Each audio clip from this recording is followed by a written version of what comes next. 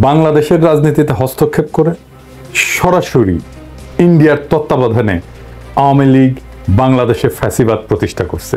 সেটা শেখ মুজিবের আমলে যেমন হয়েছিল, ঠিক শেখ হাসিনার আমলেও বহুগুণে তার পুনরাবৃত্তি ঘটছে। খুনি হাসিনার আমলে এটা দীর্ঘস্থায়ী হয়েছে, আরো বিভৎস এবং ভয়ঙ্কর রূপ নিছে, এবং তাকে বিদায় করতে বাংলাদেশের তরুণ প্রজন্মকে গণহত্যার মুখোমুখি দাঁড়ানোর বিভীষিকা অতিক্রম করতে হয়েছে। বর্ষা বিপ্লবে অর্জিত আমাদের দ্বিতীয় স্বাধীনতার মূল আকাঙ্ক্ষাই হইল একটা নতুন রাজনৈতিক বন্দোবস্ত তৈরি এবং সেটা বাস্তবায়ন করা। নতুন বন্দোবস্তটা আসলে কি? নতুন বন্দোবস্ত হইতেছে রাজনীতিতে ইন্ডিয়ার অধীনতা এবং হস্তক্ষেপ মুক্ত স্বাধীন গণতান্ত্রিক এবং সার্বভৌম বাংলাদেশের বিনির্মাণ সাধন। এটাই হইতেছে এই বন্দোবস্তের মর্মবস্তু। কিন্তু ইন্ডিয়া এটা কোনোভাবেই হইতে দিতে চাইতেছে না, তারা কোনোদিনই তা চাইবে না। বাংলাদেশে ইন্ডিয়ার বান্দা এবং স্থায়ী এজেন্ট আওয়ামী লীগ এখন পালায় বেড়াচ্ছে।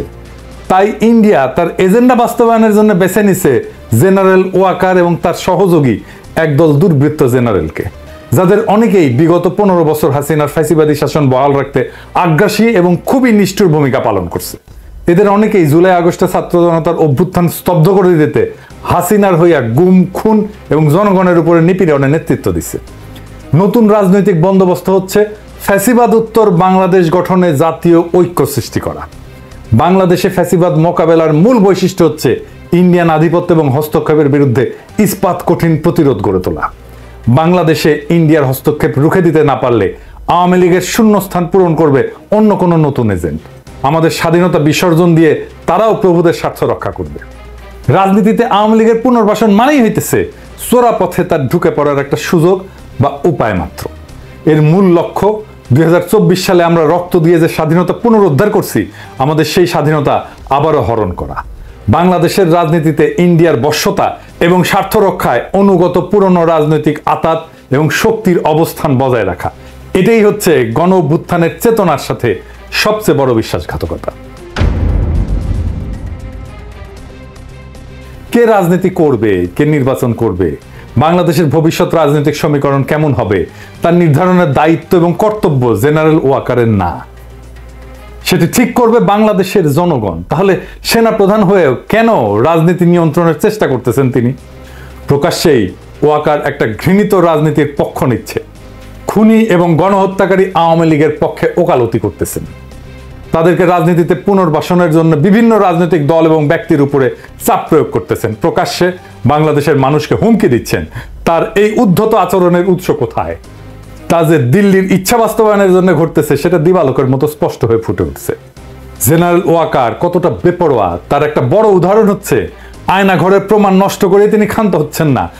গুমের ঘটনা অনুসন্ধান, সত্য উদ্ঘাটন এবং জবাবদিহিতা নিশ্চিত করার জন্য সরকার গঠিত গুম কমিশনের কাজে বারংবার বাধা দিচ্ছেন। এই গুম খুনের সাথে জড়িত জেনারেলদেরকে বেনামি ভুয়া পাসপোর্ট বানায় দিয়া তাদেরকে দেশ ছেড়ে যেতে সাহায্য করছেন। গুম খুনের সাথে জড়িত অপরাধীদেরকে আশ্রয় দিয়ে তিনি কিভাবে বাংলাদেশের সেনাবাহিনীর মর্যাদা এবং পেশাদারিত্ব রক্ষা করছেন? তার এই দ্বিচারিতা, ভনিতা এবং জনগণের সাথে প্রতারণার বিরুদ্ধে আমাদের সজাগ দৃষ্টি রাখতে হবে। গণতন্ত্র প্রতিষ্ঠা এবং আইনের শাসন কায়েমের জন্য এখন যে সংগ্রাম আমরা করতেছি, তার প্রতিপক্ষ হচ্ছে জেনারেল ওয়াকার সহ তার দুষ্কর্মের সাঙ্গপাঙ্গ অল্প কিছু শীর্ষ সেনা অফিসার। আমরা বিশ্বাস করি তরুণ আর্মি অফিসার এবং সৈনিকেরা এই সকল ইন্ডিয়ান সর্দের বিষয়ে সচেতন আছেন এবং চিহ্নিত অসৎ জেনারেলদের এমন দেশদ্রোহী গ্রুপের দুরভিসন্ধির বিরুদ্ধে তারা রুখে দাঁড়াবেন ইনশাল্লাহ। গুম কমিশন বন্ধে জেনারেল ওয়াকার কি কি অপচেষ্টা করছেন, আসেন সেটা দেখি। জেনারেল ওয়াকার চায়নি গুম কমিশন তার কার্যক্রম অব্যাহত রাখুক। সে কমিশনের গঠন এবং মেয়াদ বৃদ্ধিতে বারে বারে বাধা দিছে। এখন চাইতেছে আগামী জুন মাসের পরে আর কোনোভাবে যেন এই কমিশন কার্যক্রম চালায় যেতে না পারে। বাংলাদেশে যতজন নাগরিক গুমের শিকার হয়েছে তার প্রত্যেকটি ঘটনার তদন্ত এবং সত্য উদ্ঘাটন হওয়া জরুরি। গুমের শিকার প্রত্যেক ব্যক্তির সন্ধান, তাদের ফেরে আনা অথবা আদতে তাদের ভাগ্যে কি ঘটছে চূড়ান্তভাবে সেই সত্য না জানা পর্যন্ত এই কমিশনের কার্যক্রম নিরবিচ্ছিন্নভাবে অব্যাহত রাখতে হবে। গুমের শিকার প্রত্যেকটি ব্যক্তির পরিবার চরম অনিশ্চয়তার মধ্যে জীবনযাপন করে। তাদের প্রিয়জনদের ভাগ্যে কি ঘটছে যতক্ষণ পর্যন্ত সেটা না জানা যায়, ততক্ষণ পর্যন্ত সেই পরিবারগুলো তাদের সম্পদ বন্টন এবং হস্তান্তর, ব্যাংক এবং আর্থিক লেনদেনের কোনো কার্যক্রম সম্পন্ন করতে পারে না। পরিবারগুলোর জন্য এ এক চরম দুর্ভোগ। এই রকম বিভীষিকাময় অবস্থা থেকে নিস্তার পেতে হলে তাদের জীবনকে স্বাভাবিক অবস্থায় ফিরে আনতে পারবে একমাত্র গুম কমিশনের ধারাবাহিক কার্যক্রম। এর সাথে বিচার পাওয়ার অধিকার এবং অপরাধীদের শাস্তি নিশ্চিত করতে এই কমিশনকে নিষ্ঠার সাথে লম্বা সময় ধরে কাজ করে যেতে হবে। কাদের স্বার্থে জেনারেল ওয়াকার সেটা চাইতেছে না এবং তাতে বাধা দিচ্ছেন? কোন সত্য আড়াল করতে এত মরিয়া অপচেষ্টা তার? জুলাই গণহত্যা নিয়ে জাতিসংঘের তদন্ত প্রতিবেদনে এটা দিনের আলোর মতো স্পষ্ট যে বিভিন্ন ক্ষেত্রে মানবাধিকার লঙ্ঘন এবং খুনি হাসিনার হুকুমে হত্যাকাণ্ড পরিচালনায় সহযোগীর ভূমিকায় অবতীর্ণ হয়েছিল জেনারেল ওয়াকার। এখানে তিনি তার নিজের দায় দায়িত্ব এড়াতে পারবেন না। জাতিসংঘের তদন্ত প্রতিবেদনের নিরাপত্তা বাহিনীগুলোর সংস্কারের জন্য যে সুনির্দিষ্ট সুপারিশ দিছে তা বাস্তবায়নের জন্য আমাদেরকে জানতে হবে জুলাই আগস্ট মাসে আন্দোলন দমনে সেনাবাহিনী কতটা ব্যবহৃত হয়েছিল, কমান্ড কিভাবে পরিচালিত হয়েছে তা জানা জরুরি। শীর্ষ কমান্ড থেকে কি কি নির্দেশ দেওয়া হয়েছিল, নির্দেশ কিভাবে পালিত হয়েছে, কোথায় কেন কত গুলি ছোড়া হয়েছে, তাতে কতজন হতাহত হয়েছে, কে কোথায় অতিরিক্ত বল প্রয়োগ করে নিজের দেশের নাগরিকদের বুকে গুলি চালাইছে, এর সকল কিছু পুঙ্খানুপুঙ্খভাবে জানা দরকার। সেনাবাহিনীর মধ্যে শৃঙ্খলা, পেশাদারিত্ব, জবাবদিহিতা ফিরায় আনতে হলে আমাদেরকে অবশ্যই সত্য জানতে হবে। রুলস অফ কন্ডাক্ট কিভাবে পরিচালিত হয়েছে তা সাব্যস্ত করার জন্য একটা জাতীয় তদন্ত কমিশন গঠন করতে হবে। তাহলে জেনারেল ওয়াকার এবং তার চারপাশের ভিড় করা সকল দুর্বৃত্ত চিহ্নিত হবে। এভাবেই কেবল ফ্যাসিস্ট হাসিনার সহযোগী খুনি অফিসারদের সমস্ত আস্ফলন বন্ধ করা যাবে। এবার আসেন আলাপ করি সেনাপ্রধানের সুশীল আওয়ামী লীগ গঠনের স্বপ্ন নিয়ে। আইএসপিআর এর সূত্র উল্লেখ করে নেত্র নিউজ দাবি করছে সেনাপ্রধান জেনারেল ওয়াকার হাসনাত সার্জিসদের বলছেন আওয়ামী লীগের যে সমস্ত নেতারা ফৌজদারি মামলায় জড়িত না এবং যাদের ক্লিন ইমেজ আছে তাদের সমন্বয়ে গঠিত নতুন আওয়ামী লীগ আসন্ন জাতীয় সংসদ নির্বাচনে অংশ নিলে সেটা প্রতিদ্বন্দ্বিতামূলক, ফলপ্রসূ এবং আন্তর্জাতিক মহলে গ্রহণযোগ্য হবে। শত্রু দেশের স্বার্থের পক্ষ অবলম্বনকারী চিহ্নিত, বিতর্কিত এবং নিন্দিত এই জেনারেল 2014, 2018, 2024 সংসদ নির্বাচনের ঘৃণিত ভোটচোর, ডাকাত এবং জালিয়াত সাবের হোসেন চৌধুরী এবং শিরিন শারমিনকে পরিচালিত বা মার্জিত আওয়ামী লীগ নেতা বলে মনে করেন। নাগরিকদের সাংবিধানিক অধিকার অর্থাৎ ভোট দেওয়ার স্বাধীনতা যেই লোকগুলো হরণ করে ভুয়া এমপি হয়েছিল তাদের নাম প্রস্তাব করা হচ্ছে। এই অপরাধীদের যখন বিচারের মুখোমুখি দাঁড় করানোর জন্য জেলে পুরে রাখার কথা তখন তারা মুক্ত বাতাসে ঘুরে বেড়াচ্ছে এবং দেশবিরোধী নানান অশুভ তৎপরতা চালাচ্ছে। আর জেনারেল ওয়াকার এই সমস্ত পচা মালদের নিয়ে নতুন করে আওয়ামী লীগ সাজানোর প্রস্তাব নিয়ে সেনা সদর এবং সেনা ভবনে বসে গণ অভ্যুত্থানে অংশগ্রহণকারী বিভিন্ন রাজনৈতিক দল, গ্রুপ, ব্যক্তির সাথে প্রতিনিয়ত আলোচনা করে ব্যস্ত দিন কাটাচ্ছেন। কোথাও ধমক, কাউকে চাপাচাপি, কখনো উপহার, উপঢৌকন বা ঘুষ বিলাচ্ছেন। তার নিয়ন্ত্রণে যে বেহিসাবি টাকার অগণিত বস্তা রয়েছে তা প্রকাশ্যে শোনা গেছে শহীদ গোলাম আজমের গুম হওয়া অভাগা পুত্র ব্রিগেডিয়ার আমান আজমির মুখে। জেনারেল ওয়াকার তাকে কোটি কোটি টাকা খরচ করে বাড়ি বানায় দেওয়ার প্রস্তাব দিছিলেন, যা তিনি ঘৃণা ভরে প্রত্যাখ্যান করে বলছিলেন, আমি আমার প্রতি যে অবিচার হয়েছে তার জন্য ন্যায় বিচার চাই, অর্থ করি, টাকা পয়সা, ধন দৌলত না।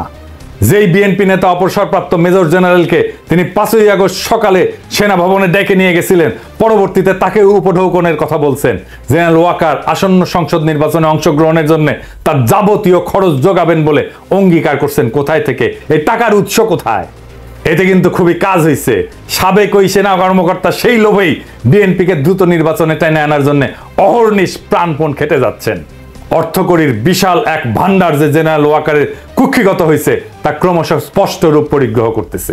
সামাজিক মাধ্যমে আওয়ামী ফ্যাসিবাদ বিরোধী সংগ্রামে আমাদের যে সহযোগী, যে সমস্ত বন্ধুরা এখন আস্তে ধীরে বাংলাদেশের খুনি লুটেরা এবং জঘন্য মাত্রার অপরাধী কুখ্যাত জেনারেলদের পক্ষ অবলম্বন করে নানান কল্পকাহিনী ও রহস্যময় গাল গল্প ভরা এপিসোড রচনা, প্রকাশ এবং সম্প্রচার করে দিবারাত্রি অবিচল ব্যস্ত দিন কাটাইতেছেন, তাদের সেই অঙ্গীকারই প্রমাণ করতেছে যে কি পরিমাণে অর্থ করি ওয়াকার সাহেব বিলাইতেছেন। আর একটা বিষয় খোলাসা হচ্ছে যে জেনারেল ওয়াকারের মনে রাজনীতি করার ভীষণ এক শখ জাগ্রত হয়েছে। তা না হলে সেনা প্রধান হইয়া প্রকাশ্যে রাজনৈতিক বক্তব্য দিচ্ছেন কেন? কেনই বা তিনি নতুন প্রজন্মের তরুণদের ডেকে রাজনৈতিক আড্ডা বসাচ্ছেন? কোন অমৃতের সন্ধানে তিনি বিভিন্ন রাজনৈতিক দলের নেতাদের সাথে রাষ্ট্র, সরকার সংক্রান্ত রাজনৈতিক বিষয়াদি নিয়ে বৈঠক জুড়ছেন? শেখ পরিবারের সদস্যদের মতো তার মধ্যে ধমক দিয়ে কথা বলার একটা বদ অভ্যাস প্রকাশ পাচ্ছে। আমি আপনাদের সতর্ক করে দিচ্ছি, পরে বলবেন যে আমি সতর্ক করিনি। আমি আপনাদের সতর্ক করে দিচ্ছি, আপনারা যদি নিজেদের মধ্যে ভেদাভেদ ভুলে একসাথে কাজ না করতে পারেন, নিজেরা যদি কাদা ছোড়াছুড়ি করেন, মারামারি কাটাকাটি করেন, এই দেশ এবং জাতির স্বাধীনতা সার্বভৌমত্ব বিপন্ন হবে। আমি আজকে বলে দিলাম, নাইলে আপনারা বলবেন যে আমি আপনাদের সতর্ক করিনি। আমি সতর্ক করে দিচ্ছি আপনাদের।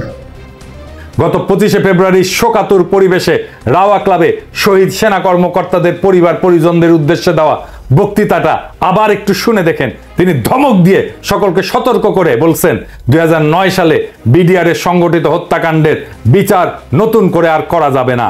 শুনে দেখেন কি অসহিষ্ণু, ক্ষুব্ধ এবং রাগান্বিত ছিল তার কণ্ঠস্বর। এই বর্বরতা কোনো সেনা সদস্য করেনি, সম্পূর্ণটাই তদানীন্তন বিজিবি সদস্য দ্বারা সংঘটিত। Full stop. এখানে কোনো ইফ এবং বাট নাই। কারণ তিনি ওই ধ্বংসযজ্ঞের সময় অকুস্থলে উপস্থিত ছিলেন এবং নীরব ভূমিকা পালন করছেন। নীরবতা যে সম্মতির লক্ষণ, তা কি বাংলাদেশের জনগণকে নতুন করে শেখাতে হবে?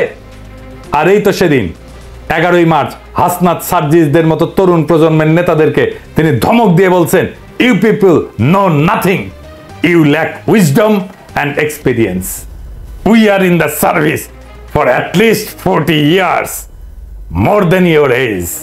Moreover, there will be no inclusive elections without Awami League. যেহেতু ইংরেজিতে কইছে তাইলে তো সত্যিই কইছে, তাই না? কিন্তু ওটার অর্থ হইলো তোমরা কিছুই জানো না। তোমরা দেখো, তোমাদের জ্ঞান অভিজ্ঞতার অভাব আছে। আমি 40 বছর ধরে সেনাবাহিনীতে চাকরি করি, এর দৈর্ঘ্য তোমার বয়সের চাইতে বেশি। উপরন্তু আওয়ামী লীগ ছাড়া কোনো অন্তর্ভুক্তিমূলক নির্বাচন হবে না। এখন আমাদেরকে একটা সমস্যা এবং পাশাপাশি দৃশ্যমান আর একটা সম্ভাবনা একসাথে জোড়া দিতে হবে। সমস্যা হচ্ছে পরিশীলিত, মার্জিত বা সুশীল আওয়ামী মাল খুঁজে বের করা খুবই দুরূহ। অন্যদিকে জেনারেল ওয়াকরুজ্জামান যেহেতু সেনা অফিসারদের জন্য প্রযোজ্য চাকরিবিধি লঙ্ঘন করে রাজনীতির ব্যাপারে উৎসাহ দেখাচ্ছে, সেহেতু উদ্ভূত পরিস্থিতিতে প্রধান উপদেষ্টা ডক্টর মোহাম্মদ ইউনূসের উচিত বেয়াড়া হয়ে ওঠা এই লোককে সেনা প্রধানের পদ থেকে চাকরিচ্যুত করে পরিশীলিত আওয়ামী লীগ গড়ে তোলার লক্ষ্যে ছাইড়া দেওয়া। এই মালটার বড় সুবিধা হচ্ছে তিনি শেখ পরিবারের সদস্য, তাই রূপান্তরিত আওয়ামী লীগের আহ্বায়ক হিসেবে বা সভাপতি হিসেবে তাকে খুনি শেখ হাসিনা সহ সকল ফ্যাসিস্ট দুর্বৃত্তরাই মাইনা নেবে এবং তার বিশ্বাস অনুযায়ী আসন্ন জাতীয় সংসদ নির্বাচনে তিনি নৌকা মার্কা নিয়ে সারা দেশে 30 থেকে 40% মানুষের সমর্থন পেয়া শতাধিক আসন দখল কইরা বিরোধী দলের নেতা হিসেবে জাতীয় সংসদে আসন গাইরা বসতে পারবেন, যা মন্ত্রী পদমর্যাদা সম্পন্ন। এর অবস্থান সেনা প্রধানের চাইতে অনেক উপরে। এটা তার রাজনীতি করার খায়েশও মিটবে, আওয়ামী লীগকে পুনর্বাসন করার খায়েশও মিটবে ইনশাল্লাহ। আসেন আমরা ওয়াকার সাহেবকে সেই পথেই ধাবিত করি। আপনার জন্য ওয়াকার সাহেব আগাম শুভকামনা রইল।